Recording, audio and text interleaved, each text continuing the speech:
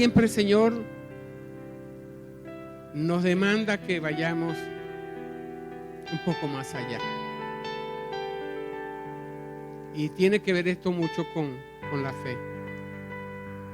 Uno como pastor le toca ver cosas que realmente le quebrantan el espíritu y a veces no le queda otra cosa que llorar, porque a veces se siente impotente por muchas cosas. Como humanos que somos, como seres imperfectos que somos, tenemos una necesidad tan grande de que Dios nos guíe, de que Dios pueda mostrarnos el camino, ¿verdad? La misma palabra dice: yo te enseñaré el camino que debes andar. Pero pareciera que algunas veces no entendiéramos muchas cosas. Anhelamos cosas, pero nos sentimos frustrados. Tenemos un Dios poderoso en los cielos. Acá clamamos, alabamos al Rey, decimos: Señor Jesús, tú eres bueno, tú eres poderoso, tú eres misericordioso. Pero nos frustramos al no ver esa misericordia, ese poder. Y no es que no tenga poder, tiene y lo tiene de sobra. Pero ¿qué está pasando con todas estas cosas que nos ha tocado vivir? ¿Verdad? No quiero seguir hablando en ese sentido de esas cosas. Simplemente que a veces nosotros como humanos no logramos entender las cosas. 1 Corintios dice que las cosas espirituales han de entenderse espiritualmente y no naturalmente, porque el hombre natural a estas cosas le parecen locura. Entonces tiene que haber una transición en nuestras vidas, tiene que haber un quebrarse delante de Dios. Venimos a la iglesia y esto no es un regaño, esto es lo que yo he percibido, ¿verdad? No solamente en lo que he visto, sino aún en mi propia vida. He percibido que a veces nosotros sí amamos al Señor, pero a veces no estamos dispuestos a caminar una milla más, a veces no estamos dispuestos a buscar mar adentro, a veces no estamos dispuestos a entregar la capa. Y esto nos perturba y esto impide que nosotros recibamos lo que Dios tiene para nosotros. Yo siento hoy, no sé por qué, siento algo que Dios quiere entregarte a ti. Y cuando digo a ti, es a cada uno de los que ha venido hoy. Yo siento que hay algo especial que Dios quiere entregarte.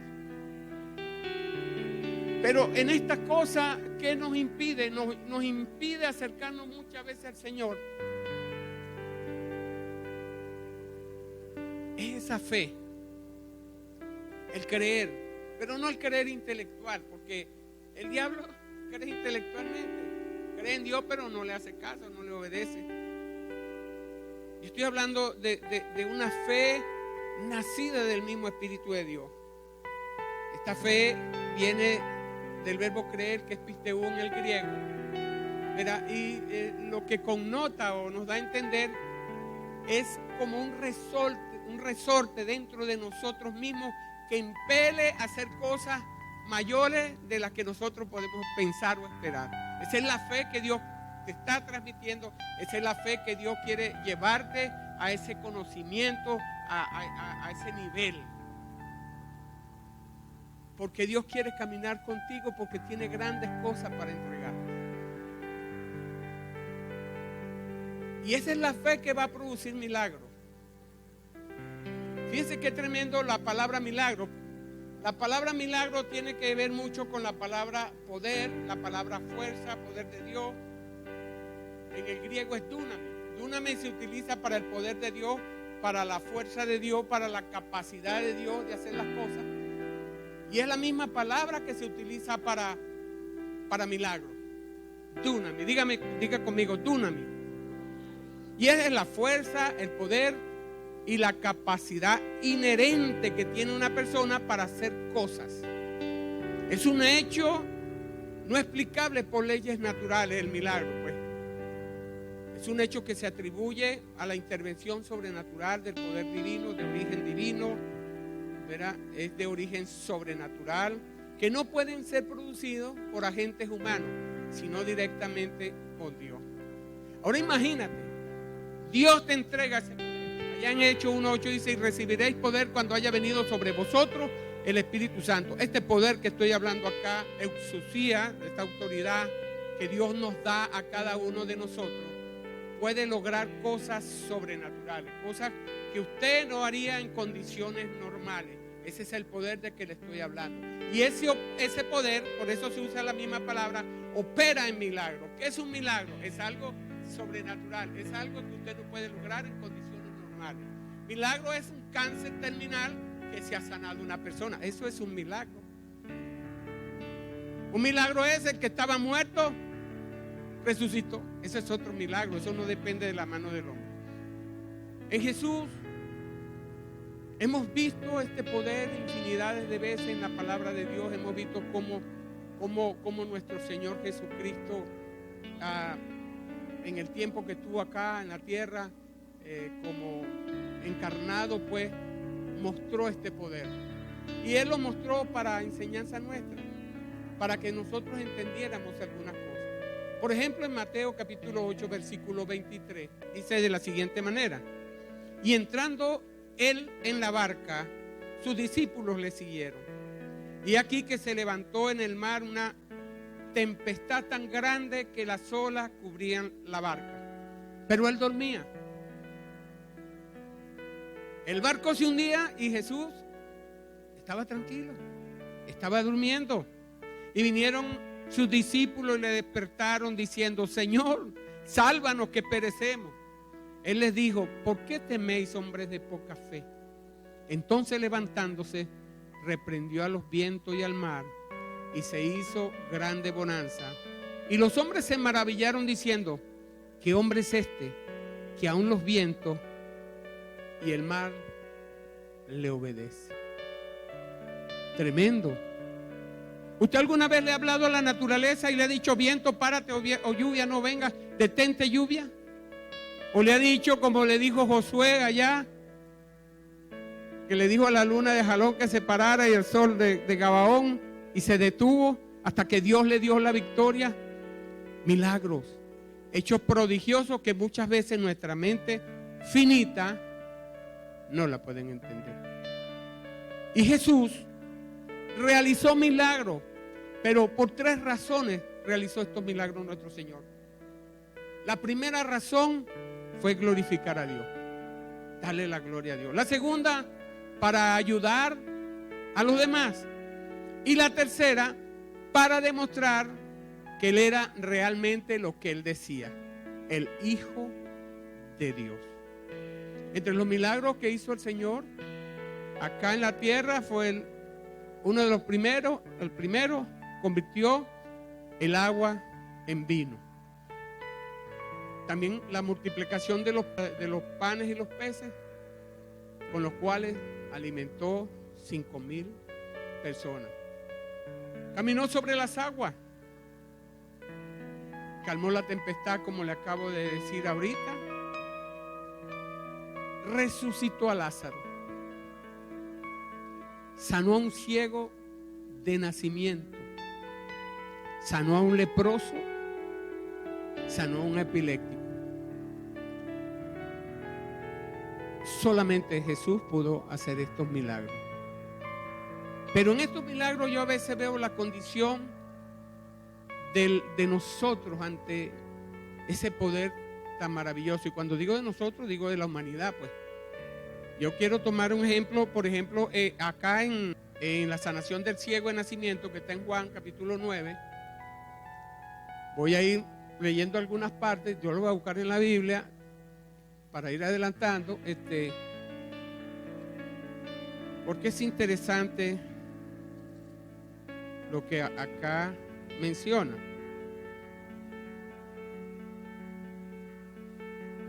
Capítulo 9 de Juan.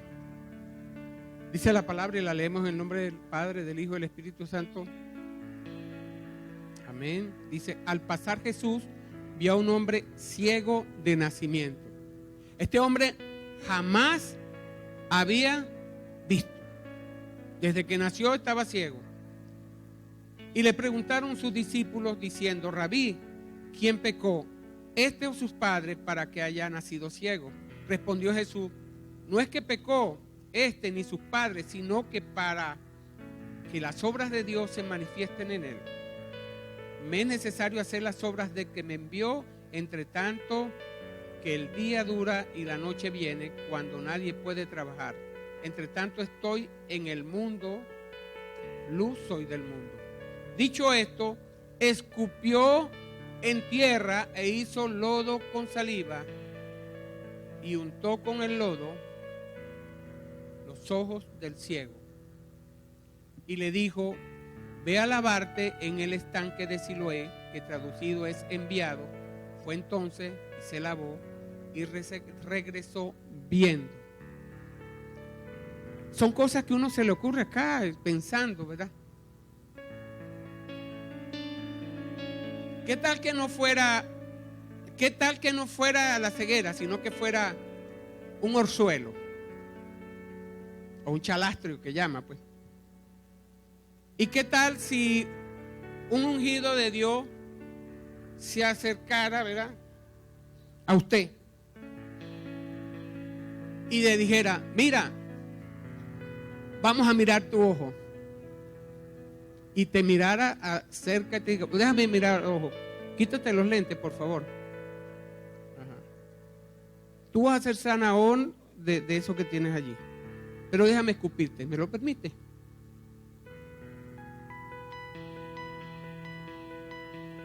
Usted diría: no, pastor, hasta aquí veníamos bien. No, si me va a escupir, quédese quieto. ¿No es así? Y yo digo: bueno, como él era ciego de nacimiento, no sabían lo que iban a hacer con él. Pero nosotros, nuestra condición humana, siempre antepone un problema ante algo que Dios va a hacer sobrenatural. Cuando hay algo que usted no lo puede entender o su mente no lo puede comprender, aun cuando lo reciba, usted dice: no lo puedo creer, no lo puedo creer, no lo puedo creer, no lo puedo creer. Y pues no lo puede creer y se te echa a perder el negocio. Entonces estamos viendo cómo es la condición del hombre. Este hombre Dios le dijo al hombre, Jesús le dijo al hombre: bueno, ahora ve y te lavas en el pozo de Siloé. Bueno, y ya no me escupiste, ya debería haberme sanado porque tengo que ir al pozo. No parecemos mucho en estas cosas que estamos hablando.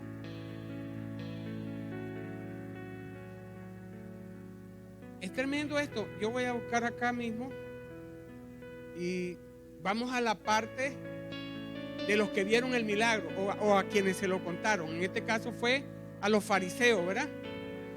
¿Qué hacen los fariseos? Bueno, llevan al ciego, al que había sido antes ciego, a los fariseos. Por cierto, el día que sanó Jesús a este ciego era un día de reposo. La ley prohibía esto. Y los fariseos eran entendidos de la ley. En el versículo 15 dice: volvieron pues a preguntarle también los fariseos cómo había recibido la vista. Él le dijo: me puso lodo sobre los ojos y me lavé y veo.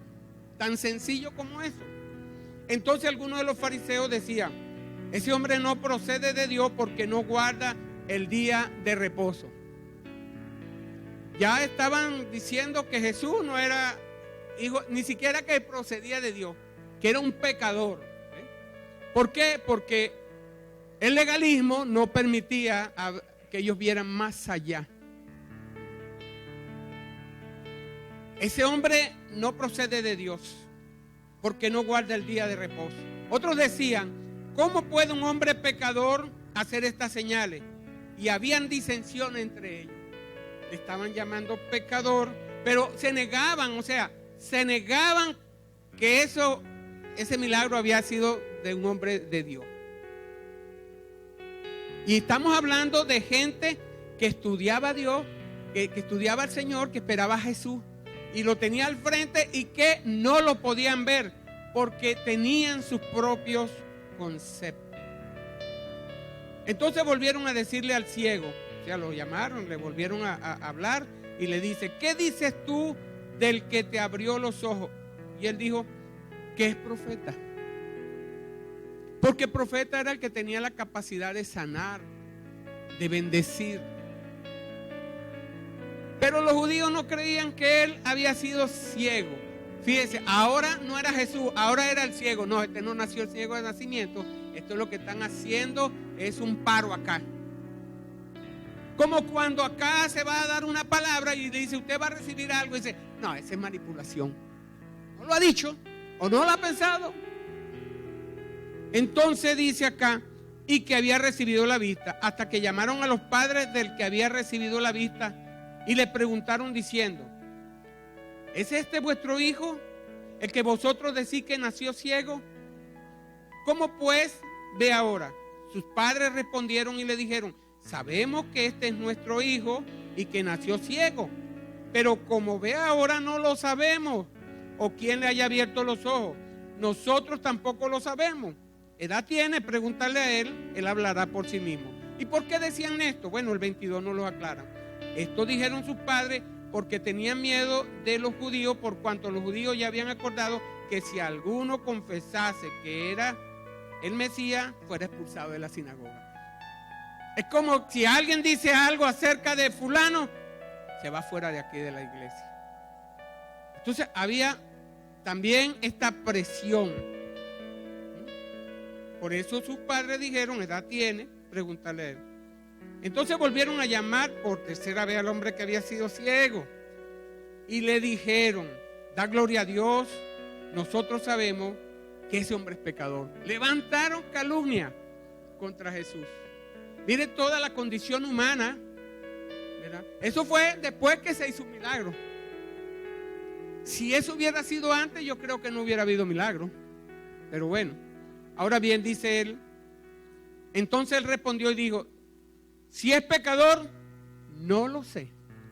Una cosa sé, que habiendo yo sido ciego, ahora veo. O sea, no hay que explicarse mucho las cosas. Sin embargo, estos volvieron contra él, contra el que había sanado. Entonces, tenemos tantas cosas que aprender y entender, porque esto es entender a espiritual, entender al Señor de una manera carnal, no de una manera espiritual. Y lo tremendo que ellos eran, con razón Jesús dijo que eran guías de ciego. O sea, ellos estaban más ciegos que el mismo ciego. Porque el ciego decía, yo no sé, yo sé que no veía y ahora veo. Yo creo que es la mejor explicación que podía dar. Yo no sé si es pecador, ese es asunto de ustedes. Lo que sé es que es profeta, porque los profetas sanan y me sanó. Y ningún pecador puede hacer estas cosas. Tan sencillo como eso. Entonces hay un problema de corazón en nosotros. Ahora bien, los milagros de Jesús han sido y serán únicos en su tipo. Jesús realizó hechos prodigiosos que desafían las leyes naturales. ¿Se acuerdan cuando estaban pescando los discípulos y no habían pescado nada en toda la noche, ni siquiera una sardinita? Y el Señor dice, lanza las redes en mi nombre.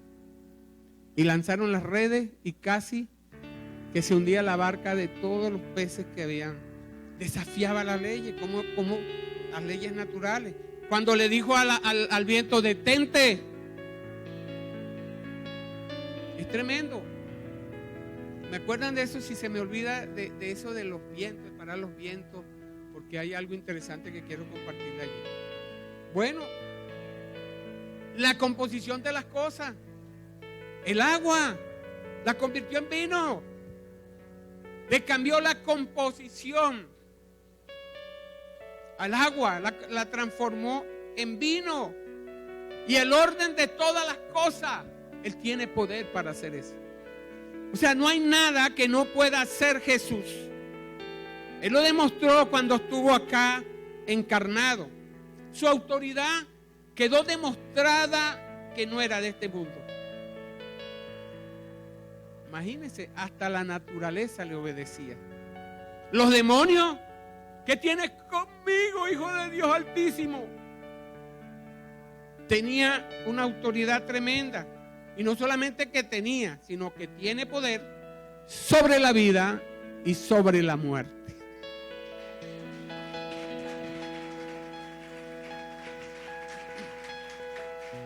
Ese es nuestro Señor. Autoridad para sanar, autoridad física, autoridad mental y espiritualmente. O sea, sanaba de todas las maneras posibles. Al epiléptico lo sanó. Y su manera de proceder y su autoridad y su poder lo autentican como el Hijo de Dios. No hay duda. O sea, Jesús es el Hijo de Dios. Jesús es el mismo Dios en persona. Dios con nosotros, Emmanuel. Y hasta la fecha, muchos no se explican o no pueden explicar cómo pudo Jesús realizar esos milagros, a menos que concluyan que Jesús es Dios mismo. Si no, usted no va a poder explicar los milagros que hizo nuestro Señor Jesucristo. No hay otra explicación, ni posible ni plausible. Y yo no vengo acá a tratar de demostrar lo que nadie puede negar. No, yo no. Solo vengo a decirle que nuestro Señor Jesucristo es Dios. Es Dios todopoderoso. Él es la imagen del Dios invisible. Él es el resplandor de su gloria y la imagen misma de su sustancia, y quien sustenta todas las cosas con la palabra de su poder. Jesús es nuestro Dios, es nuestro Señor. Y sabe lo tremendo, que en ningún otro hay salvación, porque no hay otro nombre bajo el cielo dado a los hombres en que podamos ser salvos. Él es el camino, la verdad y la vida. Él dio su vida por nosotros para que tengamos la bendición de la vida eterna. Juan 3:16. Porque Él y por Él y para Él son todas las cosas. Al sea la gloria por los siglos de los siglos. En Colosenses 1:16 dice: porque en Él, en Jesús, fueron creadas todas las cosas. Todo fue creado. Lo visible, lo invisible, sean tronos, sean principados, sean potestades, las que hay en los cielos, las que hay en la tierra, las visibles, las invisibles, sean tronos, sean dominios, sean principados, sean potestades. Todo fue creado por medio de Él y para Él. Él es el amo de todo, el dueño, el soberano. ¿Por qué le estoy hablando de esto? A lo mejor ustedes conocen mejor esto que yo. Porque me llama la atención lo que el mismo Señor dice en Romanos 15:4. Dice la palabra: porque las cosas que se escribieron antes para nuestra enseñanza se escribieron, a fin de que por la paciencia y la consolación de las Escrituras tengamos esperanza. Paciencia y consolación. Lleven esa palabra en su mente. Acá Jesús en Juan 14:12 dice: de cierto os digo, el que en mí cree, las obras que yo hago, Él las hará también, y aún mayores las hará. Porque yo voy al Padre, y todo lo que pidieres al Padre en mi nombre, lo haré, para que el Padre sea glorificado. Si algo pidiereis en mi nombre, yo lo haré. Hay una promesa de Jesús acá. Y lo que leí anteriormente en Romanos 15:14, la paciencia y la consolación. ¿Cuánto no hemos pasado por problemas fuertes? ¿Cuántos matrimonios se han disuelto por no tener paciencia en lo que dice la palabra y en la consolación? ¿Cuántos malos negocios, cuánta gente se ha ido a la quiebra por no atender lo que dice la palabra? Porque no hemos tenido la paciencia de esperar y la consolación. La La palabra dice que cuando nosotros somos atribulados, Dios mismo nos consuela para consolar a aquellos quienes son atribulados. Qué tremendo esto. Pero a veces se nos olvida estas cosas. Y esto es lo más tremendo que le voy a decir. Dice que estas señales, dice en Marcos 16:17, seguirán a los que creen. En mi nombre echarán fuera demonios, hablarán nuevas lenguas, tomarán en las manos serpientes, y si bebieren cosa mortífera, no les hará daño. Sobre los enfermos pondrán sus manos y sanarán. Eso lo dice la palabra. ¿Y por qué si oramos por alguien no se sana? ¿Por qué si Jesús dijo que Jesús es mentiroso acaso? Porque Jesús dijo que mayores cosas que las que él hacía las podíamos hacer nosotros. ¿Cuántos creen esta palabra? ¿Y por qué no la hacemos entonces? ¿Qué está pasando? Yo quiero reclamar eso para mí. Yo esta mañana yo le dije, Señor, yo voy a reclamar eso para mí. Yo quiero eso. Tú dijiste que yo haría cosas mayores de las que tú hacías. Yo quiero eso.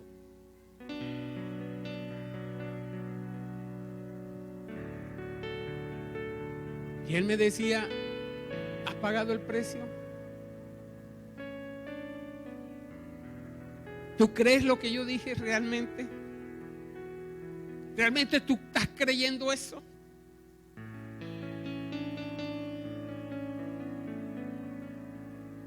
Lucas 18:27 dice la palabra, él les dijo, lo que es imposible para los hombres es posible para Dios. Bueno, entonces Dios es el que lo hace. Pero déjeme decirle una cosa, que en Filipenses 4:13 dice la palabra, todo lo puedo en Cristo que me fortalece. O sea que en Jesús, ese dunamis, ese poder y esa fuerza y esa capacidad de obrar milagros va a venir conmigo. Yo puedo hacer milagros en el nombre de nuestro Señor Jesucristo. ¿Quién puede decir esto y creerlo? Porque en Hechos 1:8 dice, pero recibiréis poder cuando haya venido sobre vosotros el Espíritu Santo. Wow, yo tengo el Espíritu Santo. O sea, tengo el poder, tengo la anuencia del Señor. Y lo que es imposible para mí lo puede el Señor. Pero como yo todo lo puedo en Cristo, pues yo lo puedo hacer. No sé si me están entendiendo, pero quiero. En Juan 11:40 le dijo Jesús a Marta, ¿no te he dicho que si crees verás la gloria de Dios? Entonces acá juega un papel fundamental el creer. Marta creía que en la resurrección pues podía resucitar Lázaro, pero Jesús le dice, te he dicho que si crees verás la gloria de Dios. Hay cosas que pueden ocurrir y tú las puedes forzar para el momento. Solo tienes que creer. Entonces yo te digo acá y te hago esta pregunta, ¿qué necesitas para creer? Y tú seguramente me dirás, un milagro. ¿Cuántos están de acuerdo conmigo? ¿Cuántos creen que para creer debería ocurrir un milagro? ¿Cuántos están de acuerdo conmigo? Porque yo les digo que para que ocurra un milagro primero tienes que creer. Es al revés. Nosotros estamos esperando que ocurra un milagro para yo creer. Pero los milagros no ocurren a menos que yo crea como un niño. A menos que yo esté convencido. ¿Y qué necesito creer? Bueno, necesito creer que Jesús es quien dice ser. ¿Cuántos están seguros de que Jesús es el Señor? ¿Cuántos están seguros de no negar el nombre de Jesús en el momento de una situación difícil? ¿A cuántos nos ha dado pena decir que somos evangélicos? Eso es negar a Jesús, perdóname. Eso no es creer en Jesús. No, lo que pasa es que mi familia, me voy a que mi familia y estoy con mi familia y después me voy con la iglesia y visito a mi familia. Eso no es creer. Con Cristo estoy juntamente crucificado. Ya no vivo yo, vive Cristo en mí. Así que lo primero que yo tengo que creer es que Jesús es Dios, ¿verdad? Y que Él puede hacer el milagro y que lo puede hacer a través de mí. ¿Cuánto has creído que Dios te puede usar para un milagro sobrenatural? Yo quiero que me digan realmente los que lo han creído, que no se la achicopalado. ¿Cuántos han creído que pueden sacar a un demonio y cuando ven el demonio poseyendo a la persona lo que pegan es la carrera?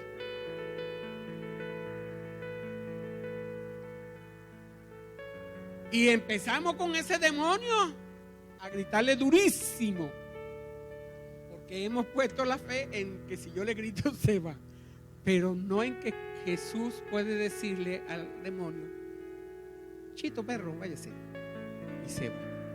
Sino que yo tengo que gritarle duro y si es posible abofetearlo para que se vaya. Entonces tenemos esto de la fe, de creer, es importante en lo que tú esperas recibir. Santiago 1, 6 al 7 dice: pero pida con fe, no dudando de nada, porque el que duda es semejante a la onda del mar, que es arrastrada por el viento y echada de una parte a otra. No piense pues quien tal haga que recibirá cosa alguna del Señor.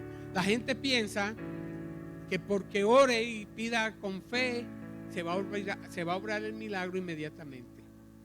Eso depende de Dios. Tu milagro puede venir en la medida que usted se mantenga en fe, en la paciencia, en la palabra y en la consolación que Dios le da hasta que sus ojos vean la consecución de ese milagro. Yo te pregunto esta mañana y tú me contestarás: ¿cuánto has puesto tú en práctica lo que estás oyendo en tu vida? Lo que acabas de oír hoy, dime de corazón sincero, ¿lo has puesto alguna vez en práctica? Porque yo quiero oír, como no sé, como retarte, encararte a algo más allá, que hay una milla más, que hay un mar adentro, que hay cosas más profundas en las que Dios quiere trabajar con nosotros.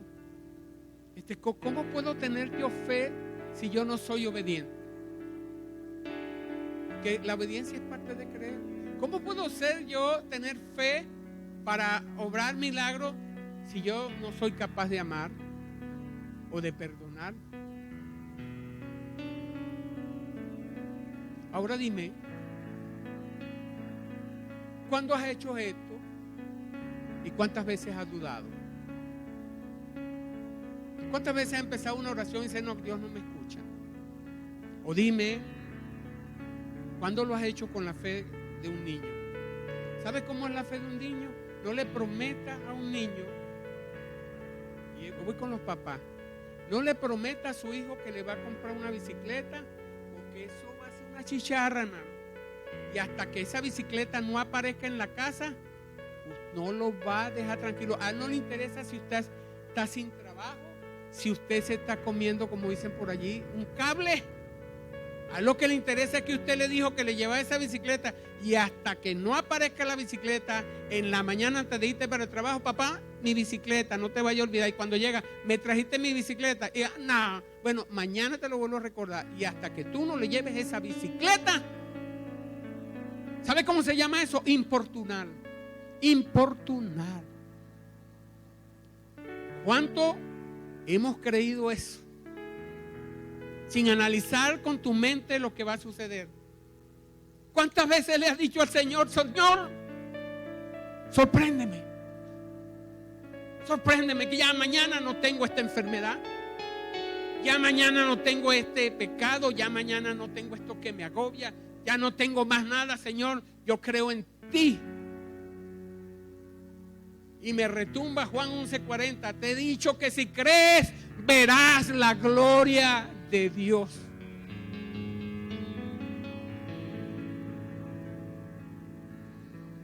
Así que creer es sinónimo de santidad. Porque tú puedes decir, yo me congrego, yo voy a esto, pero yo no me santifico. ¿Qué dice la palabra? No, pero yo oro y no veo milagro. Bueno, si no estás en santidad, la palabra te dice muy clara que sin santidad nadie. Entonces, ¿cómo le vas a poder pedir a Dios si tú no lo ves? Si no tienes acceso a Él. Entonces va a implicar santidad, va a aplicar obediencia, va a aplicar amor. Entonces Dios te va a sorprender. Yo quiero que esta mañana Dios te sorprenda, que Dios sorprenda tu vida. Si yo quiero un milagro hoy y no estoy santificado, ¿cuál sería el primer milagro a pedir? Mi santificación. Si no tengo amor, ¿cuál sería el primer milagro?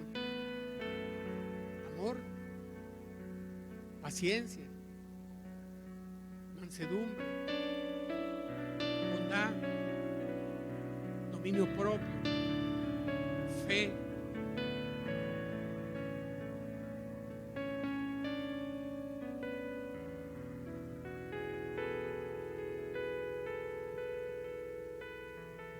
Yo quiero orar por ti. Yo quiero hoy, allí donde está, Dios no va a poner pañito en tu corazón a partir de este día. ¿Sabes lo que va a poner Dios en ti? Fortaleza en tu corazón. No vas a dejar de amar. Seguirás amando hasta la eternidad. Pero te va a poner por encima